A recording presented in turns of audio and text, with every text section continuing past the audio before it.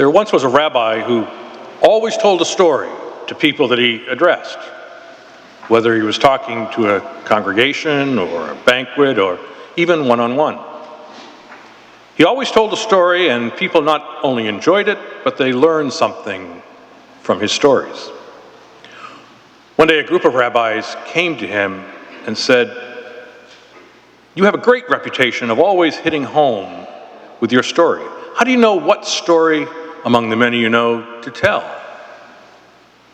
The rabbi looked at the group and said, "Let me tell you a story." Once upon a time, there was a king who loved to shoot archery. His dream was to be able to hit a bullseye every time he shot the arrow. No matter how hard he tried, he sometimes missed. One day he was traveling about his kingdom, and he entered this small village. And all around him, on the sides of barns and fences, he saw arrows, dead center in the middle of a target. Bullseyes, one and all.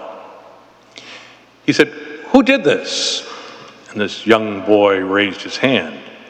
And the king said, "You shot all those arrows?" "Yes," the boy said. "Can you give me a lesson?" the king inquired. "Yes," said the boy, "provided we do it alone, just you and me." So the king agreed, and off they went. The boy told the king that he needed to plant his feet firmly on the ground and imagine that he was sending his heart to the target, and that when his heart was sent, he would meet another heart and he would score a bullseye. The king thought this was kind of strange, but he did as he was told and aimed at the side of a barn. Soon he ran out of arrows and went in search for more. But when he returned, he saw the young boy with a bucket of paint, painting targets all around the arrows that he shot. Each one a bullseye. "What are you doing?" asked the king. "Is that how you shot all the bullseyes in the village?" "Yes," said the boy. "You asked me to show you how I did it, and I told you as long as you plant your feet on the ground and think of sending your heart to the target, you will hit a bullseye every time." And that, said the rabbi, is how I know which story to tell. Today we heard from another rabbi who was asked a question and in effect says, "Let me tell you a story."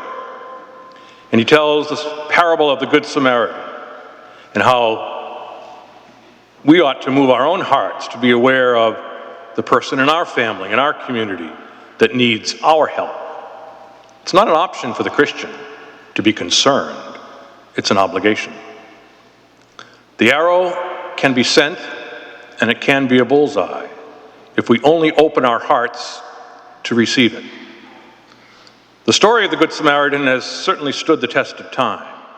We even use it in everyday language. If you call someone a Good Samaritan, everybody knows what you mean. That person cares for others, even perfect strangers. Think of the first responders at the Boston Marathon bombing.